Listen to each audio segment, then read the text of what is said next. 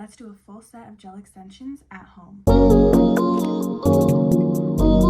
Guys, I'm so excited for this. I just designed the most perfect set I've ever seen. I think this is going to be my favorite set ever. I'm going to take you through my design process so you can see how I come up with my sets, but it's basically just stealing a bunch of other people's ideas from Pinterest. First, I think of colors that I want, and then I pick a color palette that kind of matches. So I liked this one. I wanted the theme to be animal print, just like a bunch of different kinds. So I just went through and I screenshot and crop little nails, and then I just add them onto this like hand thing. I use the app called Sketchbook, I think, and then I add in any little notes or changes that I want to make so I remember what my vision is. I'm starting from 0. I have nothing on my nails. I just trimmed them. They're very nubby. Just excuse the damage that I've done to them. I was not doing my nails very well for a bit. Whatever, I'm taking care of them now. If you want to start doing your own nails and you need to figure out what supplies you need, I just posted another video. I'll link it here. But yeah, let's put these extensions on. All products that I'm going to be using are linked in the description. They're either in my Amazon storefront or on the DND website. We are going to start with prep, which is the most important part of doing your nails. You have to spend a lot of time doing prep, and then your nails will last longer. So right now I'm just using a metal cuticle pusher just to push back this skin right here. You need to be very careful if you're using one of these not to scrape your nail. The goal is not to scrape off your cuticles right now, it's just to push this skin back. You can gently scrape though, just to get like a little bit off. I don't have a lot of cuticle on my actual nail right now because I've done cuticle work before. But if it's your first time doing cuticle work, you might have some more skin to push back. Now I'm going to start filing off the cuticle with this bit. This is a diamond bit. Just start on a very low speed, and I'm mostly filing this way. So that's to the left, so I'm going to have my drill in forward. As I mentioned before, I don't have a lot of skin here, so you might be filing off more. But I'm just going in one direction around the edge just to file any cuticle off. And then you can also file the skin around your nail too, just to make it a little smoother.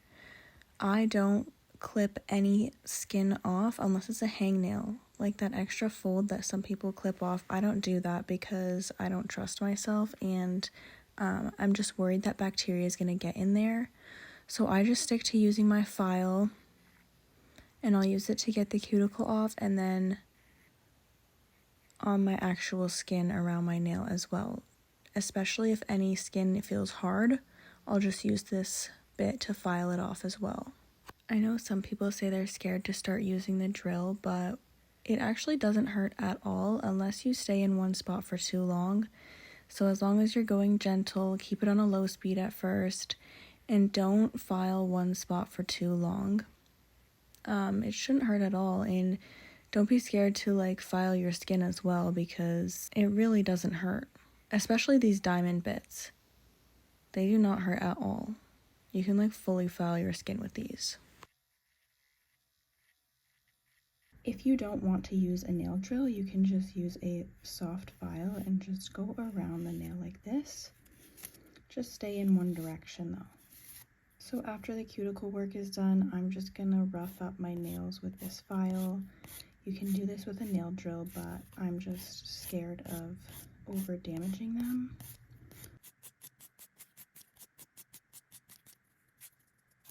What I like to do instead of washing my hands is just scrape some rubbing alcohol on, and this is going to get rid of all of the dust. Now I'm going to mix up my dehydrator, so I'm going to take 100% acetone, mix in a little bit of alcohol, and just rub that on my nails.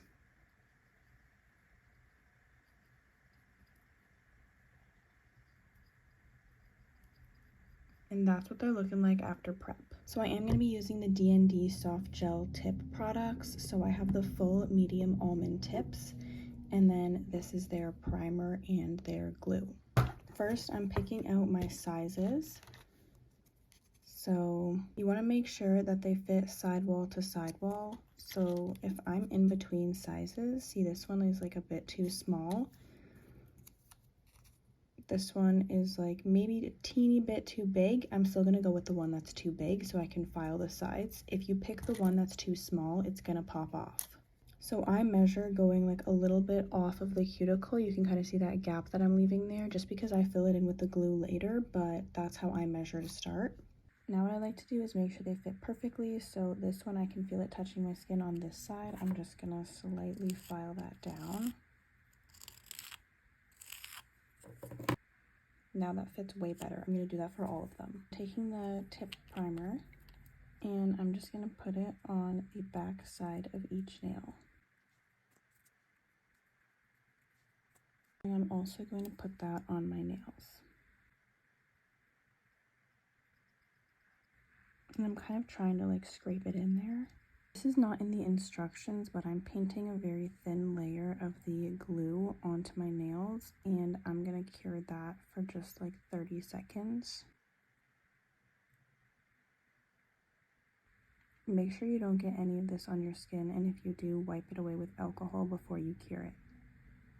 This is the flash cure lamp that I'm using, but as I mentioned in the other video, the gooseneck ones are better. I'm taking the glue again and I'm going to paint a thin layer down to where I think my nail will end.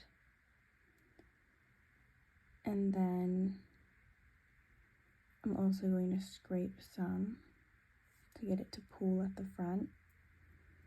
And this takes practice to know how much glue you're going to need because you don't want too much or it'll overflow.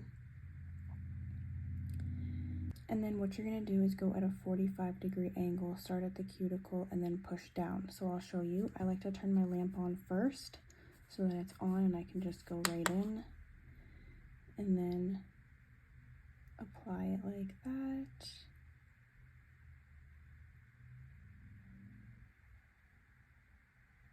Wait until it gets all the way to the end, and then flash cure.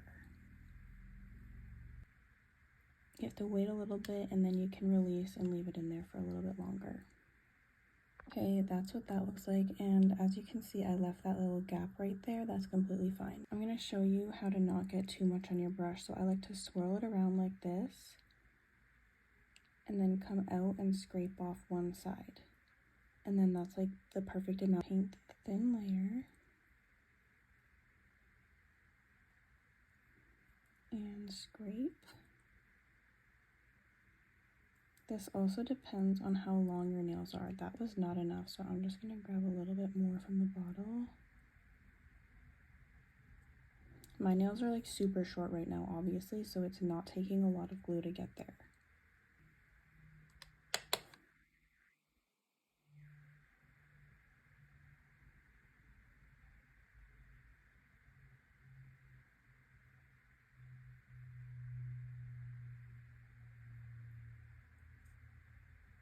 And it's also going to take some practice to make sure that you're not putting them on crooked because it's actually kind of hard.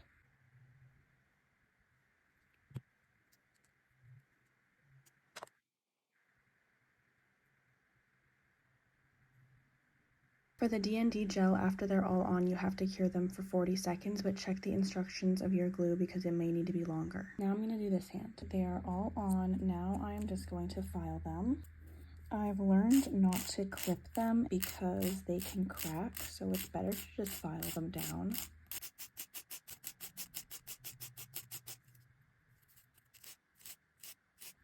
And I'm shaping them into an almond, so I like to just basically make them coffin and then round them out.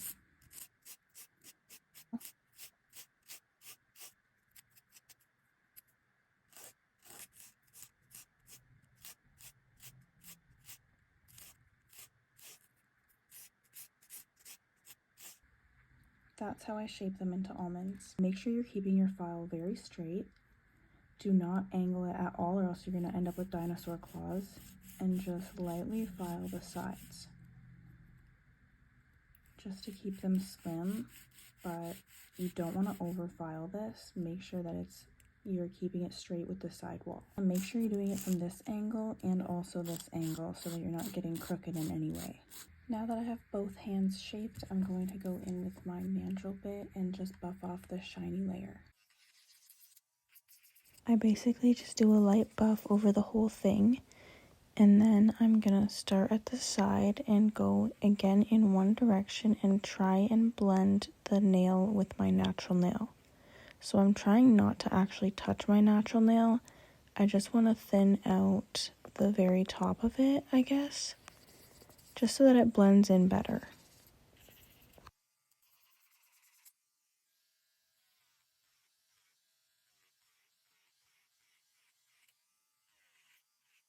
Now that I'm done with the shaping and the filing, I'm just going to rub some rubbing alcohol on them again just to get rid of the dust.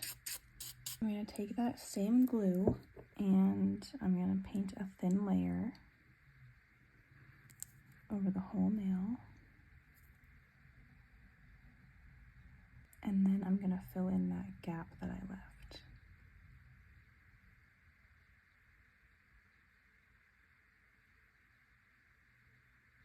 So I'm basically using this glue as kind of a builder gel. That's what it looks like, and I'm just going to flash cure this. So you paint a thin layer, right? This is kind of your slip layer. And then you don't cure that, but you make sure that you kind of push the polish to the cuticle to get as close as possible. And just fill in that gap.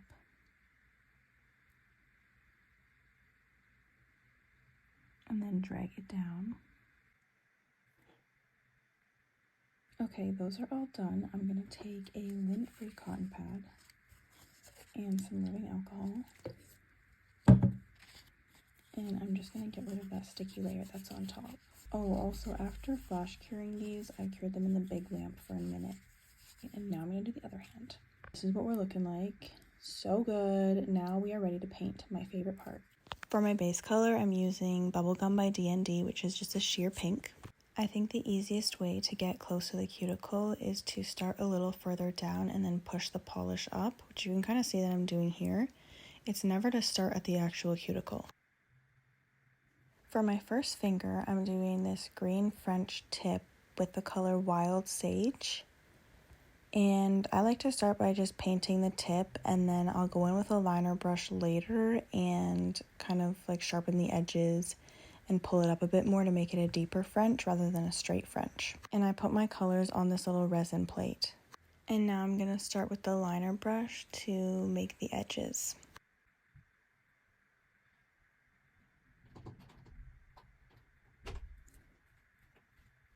What's your plan tonight? Alright, for the middle and the ring finger, I'm doing a brown tip, and I think this is called Warm Stone. It's a really pretty brown, but I just do these the exact same way that I did the green French.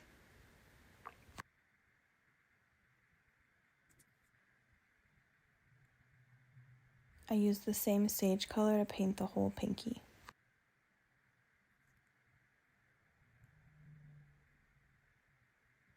Back to the index finger, I am using D&D's Clear Blooming Gel. I'm going to fill in the whole French. So basically wherever you want your polish to go is where you paint the blooming gel. So I don't want it to go past my French tip. Now I'm taking white chalk by D&D and just making little lines. I want this to kind of look like an alligator or a snake. I don't really know. Actually, no, I think this is an alligator for sure. Once you finish painting, wait a couple seconds, but not too long, and then flash cure it because it'll keep blooming. Moving on, I'm going to do the exact same thing with the blooming gel on this finger as well. Now I'm using Cedar Brown, and I'm going to try and make it look like marble. Okay, same thing on this one, blooming gel on the tip. I wanted this one to look like snakeskin, so I'm just using my dotting tool, and it works best if you do it in this exact order. Like one on the bottom, two on the sides, and then one on top. It just makes it look better. I don't know.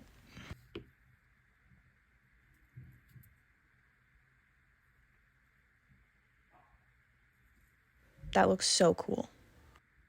This one is getting a full coat of blooming gel.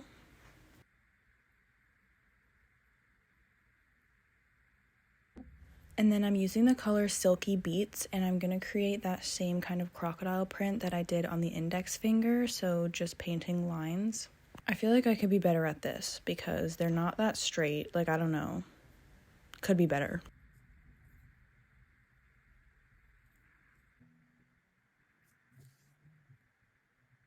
Blooming gel is very forgiving, so it kind of fixes it and it still looks really cool. Okay, now we're back to the ring finger and I'm doing a full layer of blooming gel. And I'm gonna do like a cut off flower, so I just use my brush and basically make a dot and drag it down. And then I do that for the others and drag it kind of to the center. And it makes a little flower. So cute. And then I use that same Silky Beats color and I'm just putting dots in the center. I think it's still uncured right now. Then I cured that. Moving on to the middle finger, there's no blooming gel here. I'm just painting white lines to kind of give it that zebra look.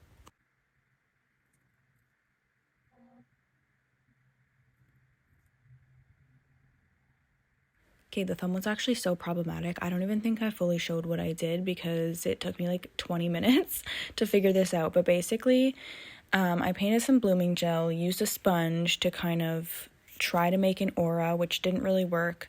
So I ended up just curing that, and then I mixed a little bit of the red into some blooming gel and painted a layer of that over the whole nail. I left that uncured because it's blooming gel, so then I just put a dot of the red in the center, and I waited like such a long time for the dot to like expand to kind of look like an aura. And then my thumb is still not cured. I'm still waiting for it to bloom, so I'm just painting my top coat on all the other ones. But if you're gonna do this, try and keep your thumb straight. I still didn't cure it yet, so I'm just making these dots with my dotting tool. I don't know what kind of animal this is. I'm gonna call it a frog.